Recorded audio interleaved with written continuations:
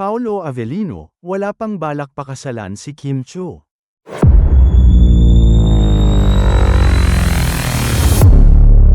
Ikinwento ni OG Diaz na kinukumpirma ng kanyang source na magkarelasyon na umano sina Kim Chiu at Paolo Avellino.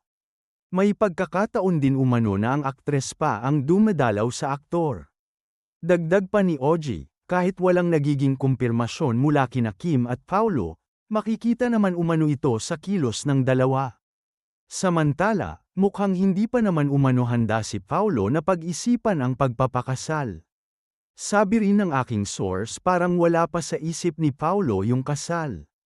Basta at the end of the day makikita mo sa mga ngiti ni Kim Chiu ang labis na kaligayahan, iyon ang importante, dagdag pa nito. Samantala, obvious na biro naman, pero matindi ang kilig na hatid ng mga chika nina Paolo Avellino, Kim Chiu sa ginanap na fan meet nila sa Amerika. Malalakas na hiyawan nga ang maririnig mo sa mga fan nila, dahil sa mga paandar ng dalawa. Imagine, inusisa lang sila tungkol sa pagja-jogging nila, na kahit nasa US na sila ay ginagawa pa rin nila yon na magkasabay, naloka na agad ang mga fanny sa US sa mga sagot nila, ha?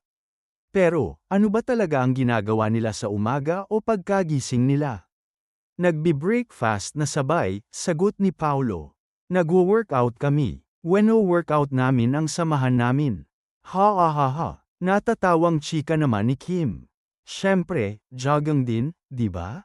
I always run when I'm abroad, kasi hindi naman lahat ng napag-isteya namin may gym.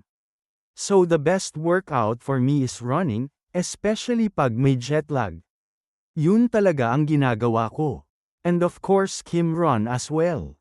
At niyayaya ko siya, kung sino ang unang magising sa amin.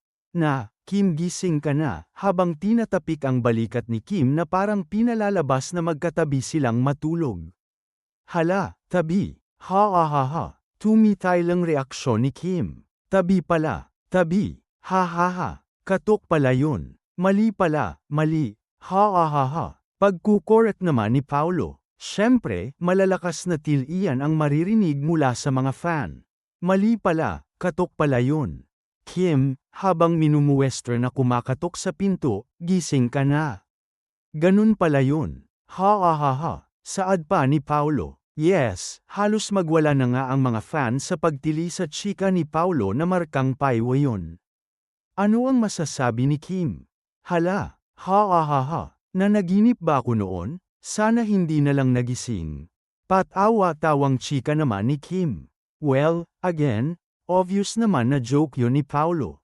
Pero malay rin natin, di ba? Kaloka. Basta, malapit na rin ipalabas ang My Love Will Make You Disappear.